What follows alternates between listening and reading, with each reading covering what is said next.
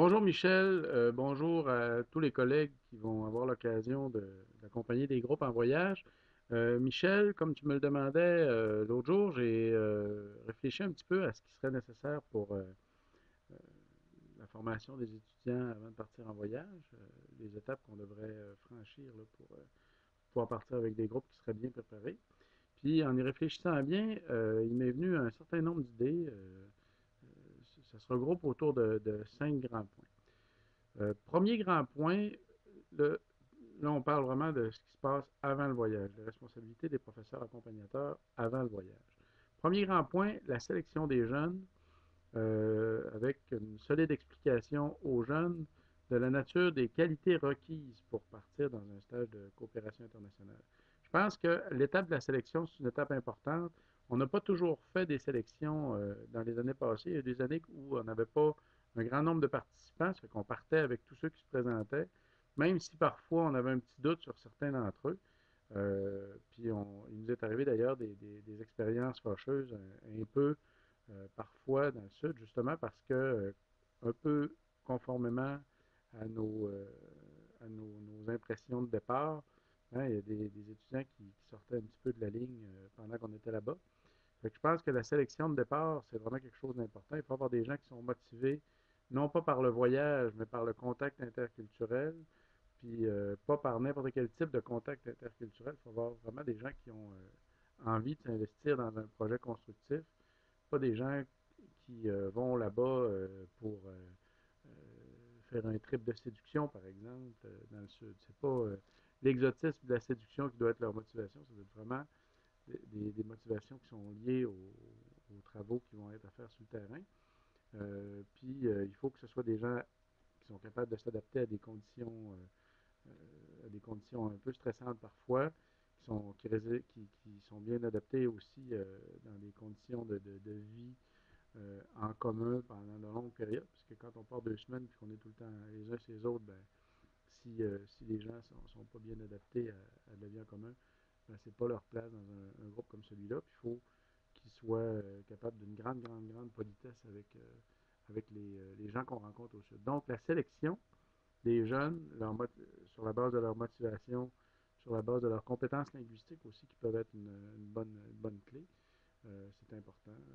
C'est la première étape. Deuxième étape, formation pré-départ sur la politesse interculturelle. Ça, j'insisterai jamais assez, je pense, sur le fait que pendant qu'on est là-bas, on est l'image du Canada. Ça fait que si les jeunes n'ont pas appris à être polis avec les interlocuteurs au sud, ben, on gaspille une belle occasion d'avoir un bon contact.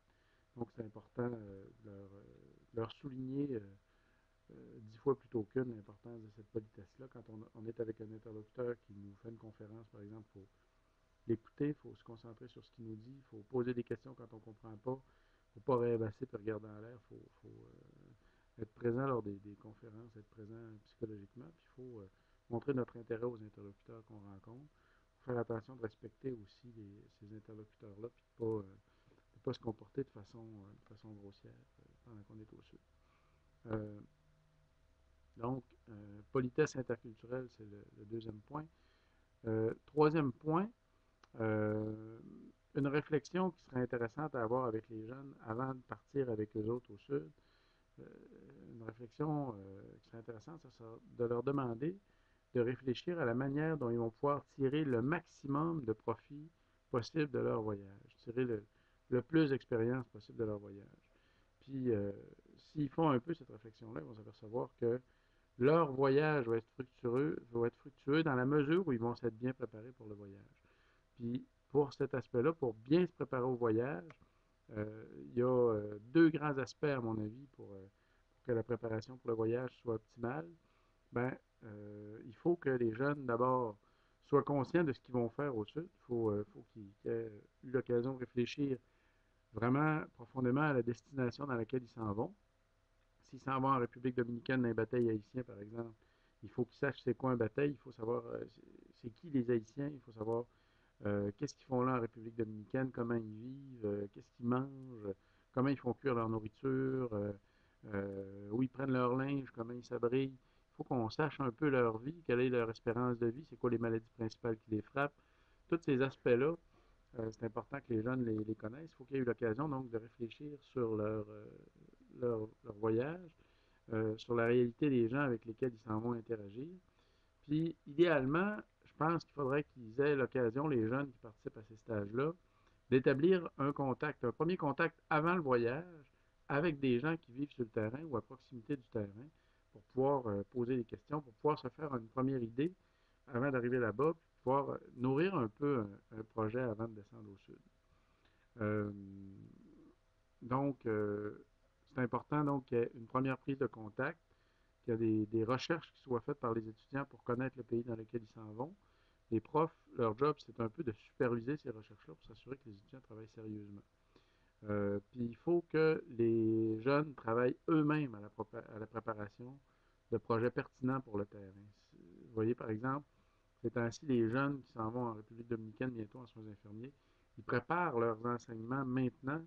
Ils préparent en ce moment là, les enseignements qu'ils vont donner au Sud. Puis ça, c'est super pertinent, c'est une bonne idée parce que plus les jeunes se préparent avant de partir, plus ils ont des chances d'arriver là-bas et d'avoir un propos en tête, d'avoir quelque chose à dire, d'avoir une interaction à avoir avec les gens au Sud. Donc, c'est important qu'ils se préparent des activités personnelles, puis des activités collectives qu'ils vont faire pendant qu'ils vont être sur le terrain au Sud, puis qu'ils les préparent beaucoup avant de descendre au Sud. Euh, un aspect qu'il faut souligner, ressouligner, puis re-ressouligner aux étudiants, c'est l'importance de la préparation linguistique. C'est super important. Quand tu t'en vas au Sud, puis tu n'as pas la capacité de te débrouiller au moins minimalement pour entretenir un petit début de conversation en créole ou en espagnol, ben, c'est un peu triste d'arriver là-bas et d'être tout le temps pogné pour travailler avec un interprète. Ça vaut la peine pour tirer le plus de profit possible d'un voyage comme celui-là, d'avoir une préparation linguistique solide. Puis les profs, même s'ils ne sont pas des profs de créole ou des profs d'espagnol eux-mêmes, ils peuvent superviser les jeunes pour s'assurer que les jeunes font un effort dans cette direction-là, en direction d'une préparation linguistique minimale. Il existe des cahiers d'exercices sur Internet, il y a des exercices sur des clics qui sont sûrement disponibles pour pouvoir faire des rudiments d'espagnol autodidacte. C'est important que les gens aient une préparation linguistique minimale parce que la qualité de leur voyage va être bien meilleure s'ils se sont préparés. Puis ça fait partie de la politesse interculturelle dont on parlait tantôt. Un Haïtien qui voit chez un voyageur que ce voyageur-là a pris la peine d'apprendre les rudiments du créole, ça va faire une différence. Il va s'apercevoir qu'il n'est pas face à un simple touriste, mais qu'il est face à quelqu'un qui a pris la peine de se préparer pour s'en venir. Donc, préparation linguistique, c'est important. Ça, c'était le troisième point, donc, le point sur la préparation des jeunes là, pour qui tirent le maximum de profit de leur voyage. Le quatrième point que je verrais qui serait important, ce serait de préparer les jeunes non seulement à faire un bon voyage en tant qu'individu, mais de les préparer aussi à faire un beau voyage avec le groupe. Ça, je pense que c'est important de souder le groupe avant de partir avec des activités qui vont permettre à tous de voir les liens qu'ils ont réussi à tisser déjà ensemble, puis pour leur permettre de développer aussi ces liens-là, de solidifier ces liens-là dans le groupe, euh, pour, euh, pour être certain là, que les liens à l'intérieur du groupe vont être les plus solides, les plus sains possibles au moment du voyage. Parce que pendant un voyage qui dure une semaine ou deux, c'est déjà suffisant pour que, surtout dans des conditions où on travaille à chaleur pendant la journée, puis où le monde ne dorme pas nécessairement aussi bien que chez eux, puis il peut y avoir des petites maladies qui s'installent aussi pendant ce temps-là, toutes sortes de petits problèmes de santé qu'on a pendant qu'on est en voyage. Le stress aidant, si les liens ne sont pas de bonne qualité dans le groupe, ça peut faire que les gens vont avoir des tensions qui vont éclater. Ça fait que c'est important d'avoir des activités qui ont pour principal objectif d'amener les étudiants à travailler ensemble, à construire quelque chose ensemble, puis à tisser des bons liens avec tous les membres du groupe, connaître tous les membres du groupe, connaître personnellement là, de quelle manière interagir avec chacun des membres du groupe. Ça, c'est un aspect important. Puis je pense aussi que c'est important de préparer les jeunes à avoir des techniques minimales de gestion de crise. Euh, il faut présumer qu'il va y avoir des chicanes dans le groupe. Il faut se préparer pour gérer ces tensions-là de façon saine, pour que les gens puissent ventiler leurs insatisfactions mutuelles, qu'ils puissent se parler poliment, puis qu'ils puissent faire baisser la tension sans que ça éclate, puis sans que ça pourrisse. Fait que c'est important non seulement de tisser des bons liens, mais c'est important aussi pour que le groupe fonctionne bien, de se préparer pour la gestion de crise. Puis je pense, en tout dernier lieu, dans ce point-là, pour la préparation du groupe, que c'est important de préparer les jeunes aux chocs, à différents chocs. Au sud, ils vont avoir différents chocs qui vont les frapper, qui vont frapper les individus. Là. Choc émotif, ils vont voir des affaires qu'ils n'ont jamais vues chez eux. Ils vont voir des gens atteints de maladies avec des membres en train de le pourrir sur le corps, des plaies mal guéries, mal cicatrisées, qui jettent du pu, des enfants avec des grosses cicatrices, avec des membres cassés ou des membres en moins. Il y a vraiment des chocs émotifs qui vont les frapper. Là. Les chocs olfactifs aussi, on se promène dans des endroits où ça va sentir le diable. Puis si on ne les prépare pas à ces chocs émotifs-là, à ces chocs olfactifs-là, ils peuvent mal réagir pendant qu'ils sont au sud. Fait qu'il faut les préparer. Il faut qu'ils soient conscients qu'ils s'en vont dans un endroit dans lequel les chocs vont se multiplier. Ils vont voir les plus grosses bébites de leur vie, il faut les préparer à ça.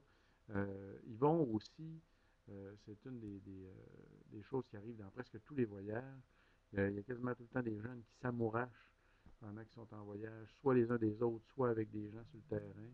Ça, c'est une sorte de choc aussi auquel il faut les préparer. Il faut les mettre un peu en garde contre ces tentations-là qui existent dans le Sud. Là.